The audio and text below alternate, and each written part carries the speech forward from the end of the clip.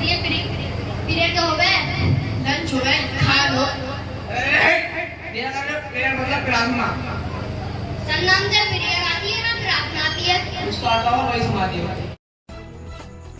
रामपुर के जुटिया स्थित Asian public school की ओर से 15 अगस्त स्वतंत्रता दिवस के उपलक्ष्य में एक मैरिज हॉल में भव्य कार्यक्रम का आयोजन किया गया। कार्यक्रम में स्कूली बच्चों ने देशभक्ति से ओतप्रोत शानदार प्रस्तुतियां देकर सभी का मन मोह लिया।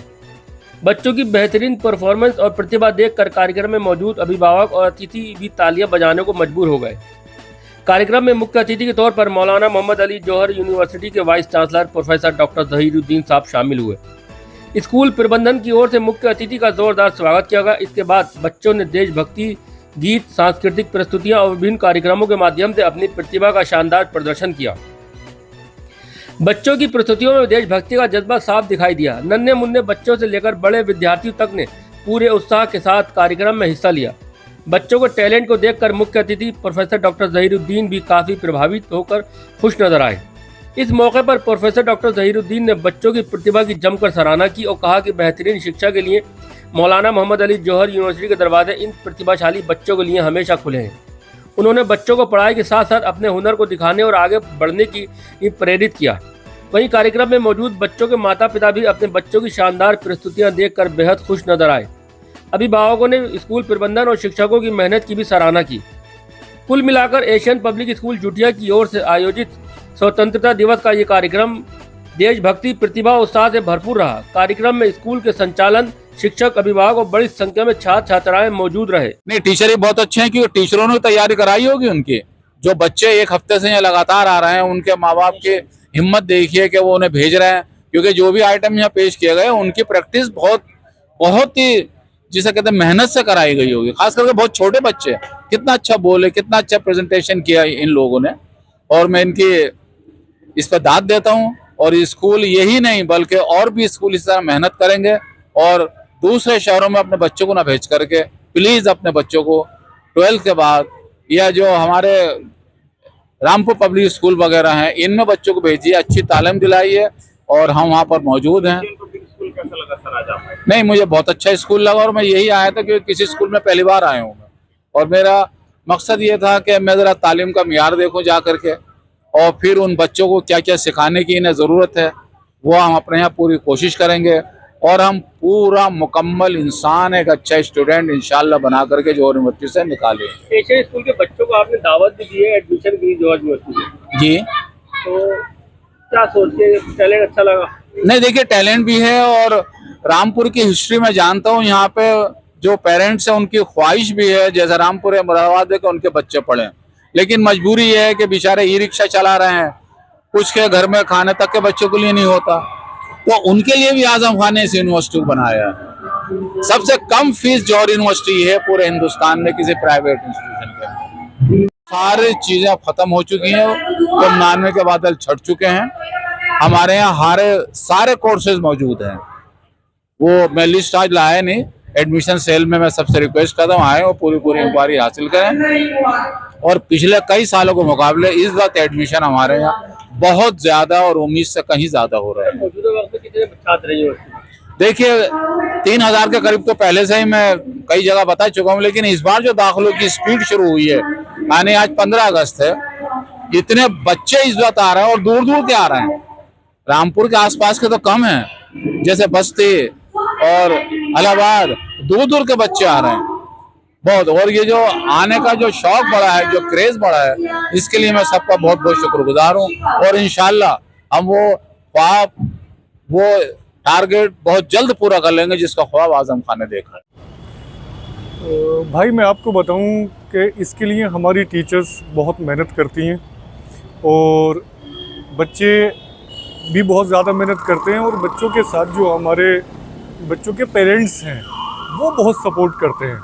पेरेंट्स को हमारी टीचर्स लगातार मोटिवेट करती हैं कि आप घर पर भी इनको प्रिपरेशन कराइए, और जिस टाइम हमारी टीचर्स कॉल करती हैं पेरेंट्स को उसी टाइम वो भेज दें। और बहुत ज़्यादा हमारी टीचर्स फोकस करती हैं, एक एक चीज़ पर रिहर्सल कराती हैं। मैं अगर आपको बताऊं, जैसे मूवी या बड़े नाटक का पहले रिहर्सल होता है परफॉर्म होने से पहले, तो उसको छोटी छोटी चीज़ों पर वो नोटिस करती हैं। उसके बाद वो स्टूडेंट्स को मेरे सामने लाया जाता है, मैं चेक करता हूँ, मैं चीज़ों को नोट करता हूँ। उसके बाद में फिर हम बोलते हैं कि ये वीक है, इसको आप इम्प्रूव करिए। उसके बाद टीचर्स फिर दोबारा टाइम देती हैं कि सर आइए चेक करिए, मैं उसको देखता हूँ। उसके बाद हम लोग फाइनल करते हैं कि इट्स ओके। जो स्कूल के टीचर्स हैं वो आपके लोकल के हैं क्या शहर से जाते हैं? स्कूल के टीचर्स सारे लोकल के हैं, सारे मेरे अपने हैं, सारे मेरे रिलेटिव हैं, कोई टीचर्स बाहर का नहीं है। और जितने भी टीचर्स हैं मोस्टली सारे टीचर्स ने शुरुआत टीचिंग की मेरे स्कूल से की है। एक दो टीचर्स हैं जिन्होंने दूसरे स्कूलों में कुछ एक्सपीरियंस गेन किया है, उसके बाद मेरा स्कूल ज्वाइन किया। आपकी लाइन कंस्ट्रक्शन लाइन थी। यस। आपने संसद भवन जो नई वाली बनी है उसमें भी काम किया है। अब कंस्ट्रक्शन लाइन से आप शिक्षा की लाइन में आने का मकसद क्या है? एक्चुअली में मेरी लाइन, मैं आपको बताऊं, शुरू से ही शिक्षा एजुकेशन की थी। जब मैंने स्टार्ट किया मेरा फ्यूचर, तो मैंने स्टार्ट में ही डिसाइड कर लिया था कि अगर मुझे मेरे मालिक ने मौका दिया तो मैं ज़रूर इस फील्ड में काम करूंगा, क्योंकि मैं कई टाइम फेस कर चुका था। जो मेरा बेस था एजुकेशन का वो बहुत स्ट्रॉन्ग नहीं था, किन्हीं चीज़ों की वजह से, किन्हीं परिस्थितियों की वजह से। एक्चुअली में मैं बेस मेरा इंग्लिश मीडियम स्कूल से नहीं था। एक दो जगह मैं इंटरव्यू के लिए गया। एक टाइम था कि जब मेरे पास रोज़गार नहीं था, जब मैं अपने जॉब को ट्राई कर रहा था, तो मेरी इंग्लिश स्पीकिंग वीक थी, मुझे रिजेक्ट कर दिया गया। एक टाइम था कि मैं MBA के लिए ट्राई कर रहा था, मैं वहाँ गया, वहाँ एडमिशन के लिए डिस्कशन हुआ। एक्चुअली में उस टाइम MBA एक बहुत ज़्यादा इम्पोर्टेंट रेस्पेक्टेबल डिग्री मानी जाती थी, बट मुझे वहाँ भी गिल्टी फील हुआ कि मेरा बेस अगर काश बहुत अच्छा होता, स्ट्रॉन्ग होता, मैं इंग्लिश मीडियम से होता, तो ये सब चीज़ें मुझे फेस नहीं करनी पड़ती।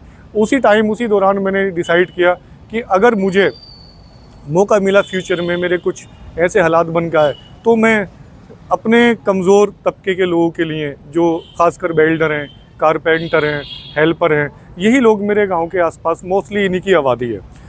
जो सही फैमिलीज़ हैं वो मुश्किल से 5% हैं। तो मैं सोचा था कि अगर मुझे मेरे मालिक ने मौका दिया तो मैं एक अच्छा इंग्लिश मीडियम स्कूल बहुत कम फीस पर शुरू करूंगा।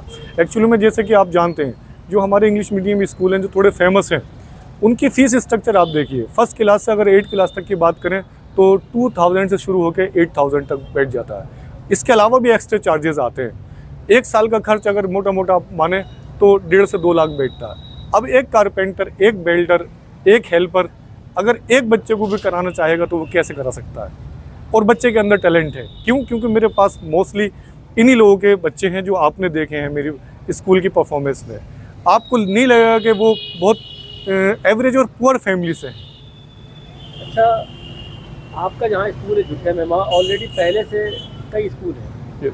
इतने स्कूलों के बीच में इतनी अच्छी एजुकेशन, इतना अच्छा टैलेंट बच्चों में देना, ये कैसे कर पाते हैं आप? मुझे एक चीज़ चुभती है कि जो हमारे कमज़ोर तबके के लोग हैं, जो वीक फैमिली से लोग हैं और उनके बच्चे पढ़ना चाहते हैं, मैं अपना जो पास्ट है उसे देखता हूँ, उसके बाद में मैं ट्राई करता हूँ कि इन 100, 200, 300 बच्चों में से अगर 10 भी पास हो गए, अगर 10 भी अपने मुकाम पर जहाँ मैं उन्हें देखना चाहता हूँ, और मैं उनके पेरेंट्स को ही बात करता हूँ।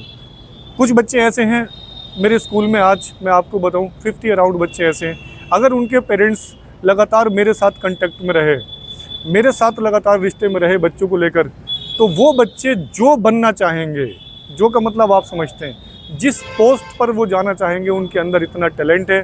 वो टैलेंट हमने उनके अंदर से बाहर निकाला, हमारे टीचर्स ने उनके अंदर से बाहर निकाला। अगर मेरी लाइफ में मिनिमम 10 स्टूडेंट्स ने भी वो कर लिया जो मैं सोचता हूँ, आप समझ रहे हैं जो मैं कहना चाह रहा हूँ, तो मेरी ज़िंदगी का मकसद हल हो गया।